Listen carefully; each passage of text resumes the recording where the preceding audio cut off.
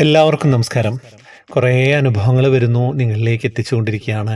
അപ്പം കുറേ എണ്ണം ഇങ്ങനെ സ്റ്റോക്കുണ്ട്. അപ്പോൾ എല്ലാവരും ഓർമ്മിപ്പിച്ചുകൊണ്ടേയിരിക്കുക. അത് മാത്രം നിങ്ങൾ ചെയ്താൽ മതി. എന്നോട് ദേഷ്യം പിടിക്കരുത്. എനിക്ക് 3 4 എണ്ണേ വായിക്കാൻ പറ്റുന്നുള്ളൂ എന്നുള്ളത് ഒരു പരിമിതിയാണ്. അതിൽ കൂടുതൽ എഡിറ്റ് ചെയ്യാനും ഓഡിയോ പിടിക്കാനൊക്കെ ബുദ്ധിമുട്ടുള്ളത് കൊണ്ടാണ്. അപ്പം ദേഷ്യം പിടിക്കേണ്ട കേട്ടോ ആർക്കും. എല്ലാവരുടേതും വായിക്കും. അപ്പം നിങ്ങൾ അപ്ലോഡ് ചെയ്യുന്നുണ്ടോ എന്ന് ശ്രദ്ധിക്കുക കേട്ടോ. വായിക്കുന്നത് നിങ്ങളുടേതാണോ എന്നുള്ളത് അത് മാത്രം ചെയ്താൽ മതി. ചിലർ ചോദിക്കും 2 ആഴ്ചയൊക്കെ കഴിഞ്ഞിട്ട് എൻ്റേത് ചെയ്തോ എന്ന്. അപ്പം ഞാൻ നോക്കുമ്പോൾ അവരുടേത് അപ്ലോഡ് ചെയ്തിട്ടുണ്ടാവും. പിന്നെ അവരുടെ വീഡിയോ തപ്പാൻ പോവുക എന്ന് വെച്ചാൽ വലിയ ബുദ്ധിമുട്ടാവണം. അറിയാമല്ലോ, ഇതൊക്കെ കേൾക്കണം, സമയക്കുറവുണ്ട്. അപ്പം വേറൊരു അനുഭവമായിട്ട് പെട്ടെന്ന് തന്നെ വരികയാണ്. ഹരേ കൃഷ്ണ, ഗുരുവായൂരപ്പ, നമസ്തേ. ആദ്യമായിട്ട് ത്രിമധുരം ഗ്രൂപ്പ് അഡ്മിൻ ശ്രീകാന്തനിയനും എൻ്റെ സരളമ്മയ്ക്കും ഞാൻ നന്ദി പറയാണ് എന്നെ ഈ ഗ്രൂപ്പിൽ ചേർത്തതിന്. ഞാൻ അപ്രതീക്ഷിതമായിട്ടാണ് കേട്ടോ ഈ ഗ്രൂപ്പിൽ വന്നത്. എൻ്റെ പേര് ഷീല, സ്ഥലം തിരുവനന്തപുരം പാറശാല. കുഞ്ഞിലേ ഞാനും എൻ്റെ കുടുംബവും കൃഷ്ണഭക്തരാണ്. എന്നെ കല്യാണം കഴിച്ചു കൊണ്ടുവന്ന വീട്ടുകാരും കണ്ണൻ്റെ ഭക്തരാണ്. ഭർത്താവിൻ്റെ വീടിൻ്റെ അടുത്ത് തന്നെ കുടുംബക്ഷേത്രമായ കണ്ണൻ്റെ അമ്പലമുണ്ട് കേട്ടോ. എനിക്ക് 1 വയസ്സ് കഴിഞ്ഞപ്പോൾ എൻ്റെ അച്ഛൻ മരിച്ചുപോയി.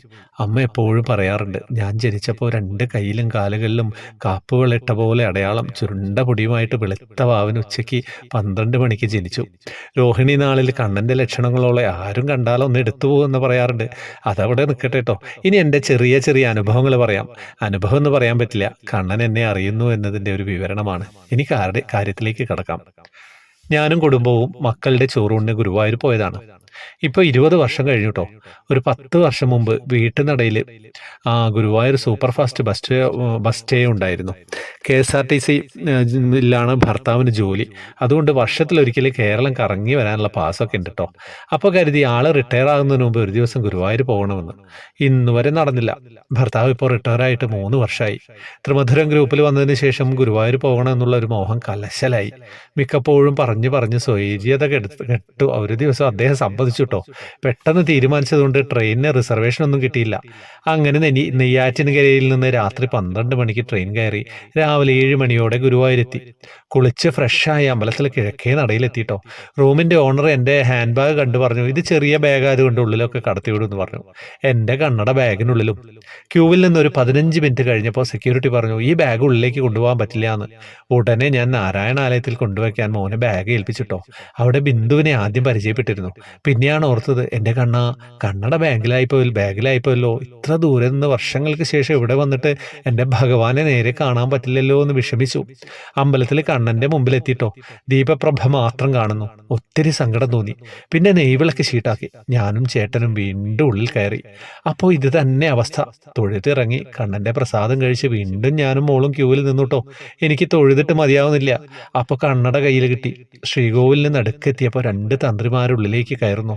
അത് കാരണം ഒരു ദേവസ്വം ജീവനക്കാരൻ മാറുമെന്ന് പറയുന്നുണ്ട്. അതുകൊണ്ട് ഞങ്ങളെ അവിടുന്ന് മാറ്റിയില്ല കേട്ടോ. ഞാൻ 1 മിനിറ്റോളം നടക്കൽ നിന്ന് തൊഴുതു. എന്നാലും എനിക്കങ്ങ് ഭഗവാനെ നന്നായി കാണാൻ പറ്റിയില്ല. ആ വിഷമത്തിൽ തൊഴുത് പുറത്തിറങ്ങി നാലമ്പലത്തിനുള്ളിൽ നാരായണീയം വായിച്ചു കൊണ്ടിരുന്നു. അപ്പോഴും കണ്ണനെ നന്നായി കണ്ടു തൊഴാൻ പറ്റാത്ത വിഷമം മനസ്സിൽ. അങ്ങനെ വായന തുടർന്നു. അപ്പോൾ ഒരു ചങ്ങലക്കിലുക്കം, നോക്കുമ്പോൾ ആനയെ കൊണ്ടുവന്നത്. ഞാൻ വായന തുടർന്നു കേട്ടോ. കുറച്ചു നേരം കഴിഞ്ഞപ്പോൾ എൻ്റെ മനസ്സിലെ വിഷമം എല്ലാം തീർക്കുന്നതിനായി ഉണ്ണി പുറത്തേക്ക് ഇറങ്ങി വന്നിരിക്കുന്നു. ശീവേലിക്കായിട്ട് വേളത്തോടെ ആനപ്പുറത്ത് കയറിയിരുന്നു. ഇതാ എന്നെ നന്നായി കണ്ടോളൂ എന്ന് പറയും പോലെ മുന്നിലേക്ക് നടന്നു വരുന്നു ഉണ്ണി. ഞാൻ വേഗം എണീറ്റു. എൻ്റെ കണ്ണാ ഗുരുവായൂരപ്പ എന്ന് വിളിച്ചു. തൊഴുതുകൊണ്ട് കണ്ണന് പുറകിലായിട്ടൊരു പ്രദക്ഷിണം അകമ്പടി സേവിച്ചു. പിന്നെ കണ്ണനെ വീണ്ടും കാണാനായി 2 തവണ ശീവേലി ചുറ്റി വന്നപ്പോൾ അവിടെ നിന്നും മതിയാവോളം കണ്ടുട്ടോ. എൻ്റെ ഭഗവാനെ നന്നായി കണ്ടു തൊഴുതു. മനസ്സ് നിറഞ്ഞു, കണ്ണുകൾ നിറഞ്ഞു. ഉണ്ണി, എല്ലാവരുടെയും മനസ്സുകൾ അവിടുന്ന് അറിയുന്നല്ലോ. പിന്നെ ഭർത്താവും മോനും ശയനപ്രദക്ഷിണം വെച്ചുട്ടോ. ഞാനും മോളും 21 പ്രദക്ഷിണം വെച്ചു. കൊടിമരത്തിനടുത്തുള്ള വിളക്കുകൾ തെളിയിക്കാൻ ഭഗവാൻ അവസരം തന്നു. അതും പുണ്യമായിട്ട് കരുതുന്നു കണ്ണാ. എല്ലാവരെയും അവിടുന്ന് ചേർത്ത് പിടിക്കണേ. അവിടുത്തെ മഹാത്മ്യങ്ങൾ എത്ര പറഞ്ഞാലും തീരുന്നില്ല. കണ്ണാ ഗുരുവായൂരപ്പ. ജയ് ശ്രീ രാധേ രാധേശ്യാം. സർവം ശ്രീ രാധാകൃഷ്ണ അർപ്പണമസ്തു. ലോകാ സമസ്ത സുഖിനോ ഭവന്തു. ബാക്കി കുറച്ചുകൂടെ ഉണ്ടല്ലേ. ഒരു വിശേഷം കൂടിയുണ്ട് കേട്ടോ. ഉണ്ണിയുടെ ഈ സപ്താഹത്തിന് അമ്പലത്തിൽ എല്ലാ ദിവസവും ആദ്യം ഭാഗവതം സമർപ്പണം ഉണ്ടല്ലോ. ഒരു ദിവസം പോയി ശ്രീകോവിൽ തൊഴുതിറങ്ങിയപ്പോൾ യജ്ഞശാലയിൽ വിഷ്ണു സഹസ്രനാമം തുടങ്ങിക്കഴിഞ്ഞിരുന്നു. ബുക്ക് തുറന്നു. അതിനെപ്പോൾ എത്താൻ നോക്കി നിന്നുട്ടോ. അതിൽ പത്മനാഭവും മരപ്രഭവും എന്ന ഭാഗം. അതിലെ കഥ കേട്ടതിന് ശേഷം നല്ല ഇഷ്ടമാണ്. ആ ഭാഗം എവിടെ എത്തറയോ എന്ന് നോക്കിയിട്ടോ. കണ്ടില്ല. ആ വരികൾ കണ്ടില്ലല്ലോ എന്ന് വിഷമിച്ചു. എല്ലാം കഴിഞ്ഞു. ആദ്യം നോക്കിയപ്പോൾ ആദ്യ ഭാഗം ഭാഗത്തായിരുന്നു ആ വരികൾ. പിന്നെ ആ വിഷമം മനസ്സിലുണ്ടായിരുന്നു കേട്ടോ. അന്ന് ഗ്രൂപ്പിൽ ഉച്ചപൂജ അലങ്കാരം നോക്കുമ്പോൾ ദേ ഞാൻ ഇവിടെ തന്നെ ഉണ്ട് എന്ന് പറഞ്ഞ് സമാധാനിപ്പിക്കും വിധം കണ്ണൻ അമരപ്രഭുവായിട്ട് മുന്നിൽ വന്നിരിക്കുന്നു. വീട്ടിൽ പോയി ഭർത്താവിനോടും മോളോടൊക്കെ പറഞ്ഞു. സന്തോഷം കൊണ്ട് കണ്ണു നിറഞ്ഞു പോയി. അവിടുന്ന് ഭക്തരുടെ മനസ്സറിയുന്നുണ്ടല്ലോ കണ്ണാ. എന്തെല്ലാം ഭാഗ്യാണല്ലേ. ഇതൊക്കെ നിങ്ങളോട് പറയാനുള്ള ഭാഗ്യവും കേൾക്കാനുള്ള ഭാഗ്യം നിങ്ങൾക്കും ഒക്കെ സന്തോഷമായി. ഈ ചാനൽ തുടങ്ങിയത് തന്നെ ഗുണമായി എന്ന് മനസ്സിലാവുന്നുണ്ട്. എല്ലാവരിലേക്ക് എത്തിക്കുക. വാട്സപ്പ് ഗ്രൂപ്പിലേക്ക് വരാം, ജോയിൻ ബട്ടണിലൂടെ വരണം. കുറേ കാര്യങ്ങളൊക്കെ ഉണ്ട്. വേറെ വിശേഷമൊന്നുമില്ല എന്ന് വിചാരിക്കുന്നു.